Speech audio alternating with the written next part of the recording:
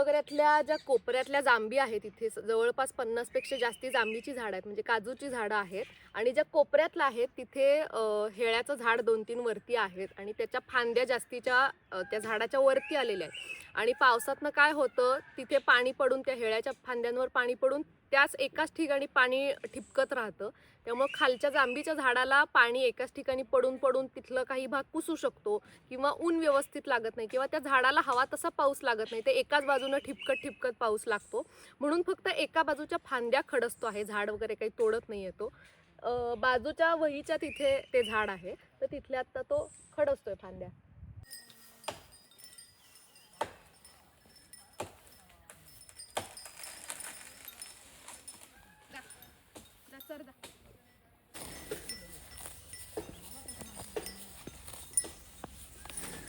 आता मी आमच्या नवागऱ्यातल्या जागेत आहे आणि इथे जांभी लावलेले आहेत आणि त्याचबरोबर इथे गवत पण आहे.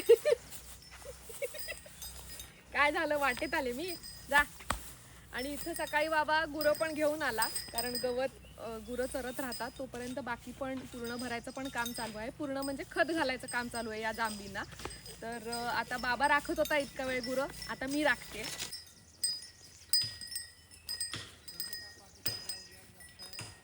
आजकालचा काळ खूप कठीण आहे. आपण जे अन्न खातो तर त्यामध्ये बऱ्याच प्रकारे भेसळ झाल्याच्या बातम्या आपल्यापर्यंत पोहोचत असतात. आणि त्यासाठीची एक चांगली संकल्पना आहे, ती म्हणजे नो युअर फूड. म्हणजे तुम्ही जे अन्न खाता तर त्या पाठीमागची गोष्ट. थोडक्यात सांगायचं तर आपण समजा तांदूळ आणतो घरात, तर तो तांदूळ कुठे पिकवला जातो, तो कुठल्या ऋतूमध्ये पिकवला जातो, कुठल्या प्रकारचा तांदूळ आहे, ते पिकवताना त्याच्यावरती काय काय प्रक्रिया होते, कुठली खतं घातली जातात आणि त्यानंतर संपूर्ण प्रक्रिया होऊन तो तांदूळ आपल्यापर्यंत कसा पोहोचतो, या सगळ्याबद्दलची आपल्याला माहिती असणं म्हणजे नो युअर फूड. आजकाल असं झालेलं आहे की बऱ्याचदा आपण गोष्टी ऑनलाईन मागवतो किंवा सुपर मार्केट्स असतात तर तिथून आपण घेऊन येतो. त्यामुळं आपल्याला आपण जे अन्न खातोय त्याबद्दलची माहिती असणं फारच दूरची गोष्ट राहिलेली आहे. पण त्यातसुद्धा काही ठिकाणी अशी एक संकल्पना राबवली जाते, ती म्हणजे तुम्ही तुमचं धान्य किंवा भाजीपाला स्वतः पिकवू शकता. तो तुमच्या डोळ्यादेखत संपूर्ण प्रक्रिया होऊन मग तुमच्या घरापर्यंत पोहोचवला जातो. ज्यामुळे आपल्याला माहिती असतं की आपण काय खातो आहे. तर अशाच प्रकारचं एक छोटंसं आमच्या इथे शेतामध्ये आता एक काम चालू आहे, ते मी तुम्हाला दाखवते. ते म्हणजे आमच्या शेतामध्ये आता पूर्ण भरत आहे.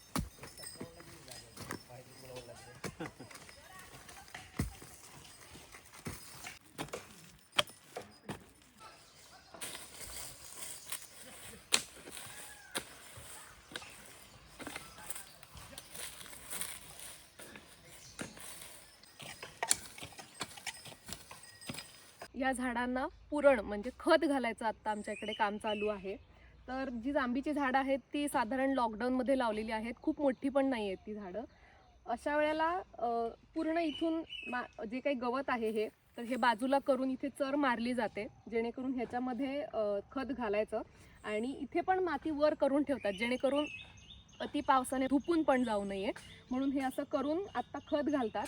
आणि असं पावसाच्या दरम्यानच हे खत घातलं जातं, जेणेकरून ह्या झाडांना पाणी आत्ताच मिळेल, कारण ही झाडं अशी नाही आहेत की इथे काही दुसरा पाण्याचा स्रोत नाही आहे पावसाशिवाय. त्यामुळे पावसावरचीच ही झाडं आहेत, म्हणूनच आत्ता ह्यांना खत घालून जेणेकरून पावसाच्या पाण्याने ते खत आतपर्यंत व्यवस्थित मुळांना पोहोचेल अशा पद्धतीने हे घातलं जातं. आता ही साधारण एवढी एवढी चर खणलेली आहे त्यांनी, इथंपर्यंत साधारण खत घालती, सेंद्रिय खत आहे आणि शिवाय आमच्या शेणकीतलं पण आहे उपसलेलं. तर हे दोन्ही मिक्स करून इथे घालणार आणि हे परत माती वर करून ठेवणार.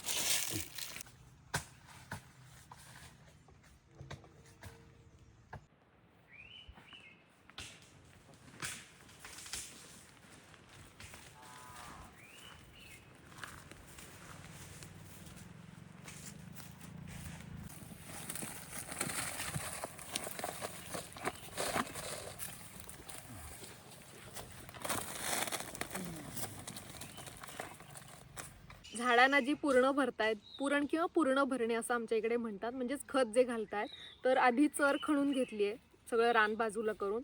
त्यानंतर सुरुवातीला जे बाजारातलं सेंद्रिय खत असतं तर ते घालून घेतात आणि त्याच्यावरनं किटण म्हणजे शेणखत जे आहे आमच्या घरचं जे किटण आहे जे कोरडं असतं तर ते घालून घेत आहेत वरनं. म्हणजे एक डबा साधारण खत घातल्यावरती 2 घमेली साधारण हे किटण घालून घेतात आणि मग ते बुजवणार, पूर्ण माती वर करणार असं आहे.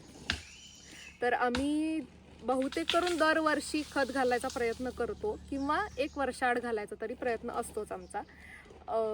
आम्ही कुठल्याही प्रकारचं रासायनिक खत झाडांना घालत नाही, पूर्णपणे नैसर्गिक सेंद्रिय खत जे असतं तेच आम्ही घालतो. आणि जे काही आत्ताचं हे बाजारातलं खत आहे तर ते यीस्ट आणि चांगले जे सूक्ष्मजीव असतात तर त्यांच्यापासून बनलेलं आहे, ज्यामुळे झाडाला फळं चांगल्या प्रकारे येतात. जी काही झाडाला जे काही पोषण मूल्य हवी असतात तर ते व्यवस्थित मातीमध्ये त्याला मिळतात झाडांना. आणि अर्थात शेणखतामुळेही हेच फायदे होतात आणि फळं दुपटीने येतात त्यामुळे झाडांना. तर आम्ही शक्यतो सेंद्रिय खतच वापरतो किंवा घरातलं जे काही शेणखत असेल ते झाडांना घालतो. इतर कुठलीही रासायनिक खतं किंवा झाडांवरून फवारणीसुद्धा आम्ही करत नाही. जांबीना पण नाही करत आणि घरी जे आंब्याची कलमं आहेत तर त्यांनासुद्धा आम्ही फवारणी किंवा रासायनिक खतं अजिबात वापरत नाही.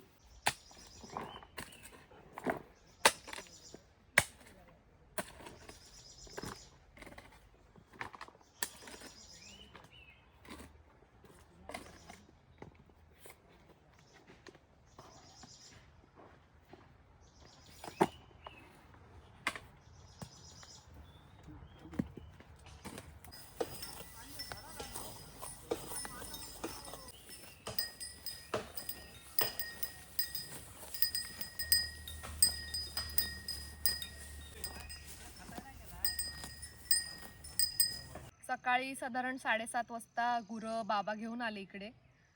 आता जवळपास 10:30 वाजलेले आहेत आणि आता गुरं परत गोठ्याकडे चाललेली आहेत, जायला लागलेली आहेत. कारण त्यांचं चरून झालेलं आहे, व्यवस्थित पोट भरलं की आपणच पुढे जायला लागतात वाटेकडे.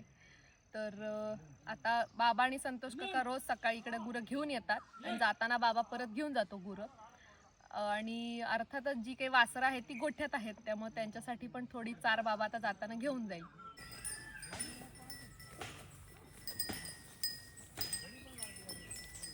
डिसेंबरपासून आतापर्यंतच्या मधल्या काळामध्ये गुरं बाहेर चरायला जात नाहीत, कारण तेवढं गवत नसतं. त्यामुळं गोठ्याच्या आसपासच आम्ही त्यांना सोडतो किंवा तिथे सुका चारा त्यांना आम्ही घालत असतो.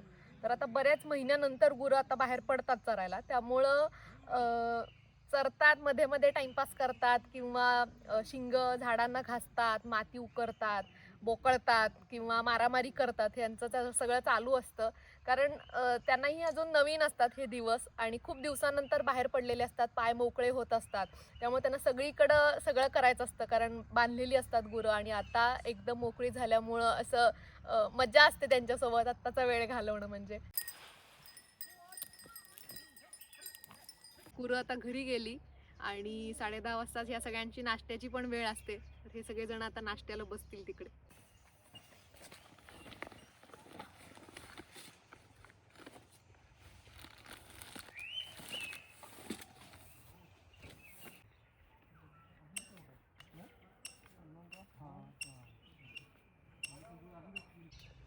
आज दुपारपर्यंत मोठे आहे.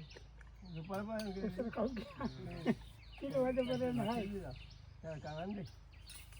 काय सांगतो भाकरी आवडला द्या थोडी.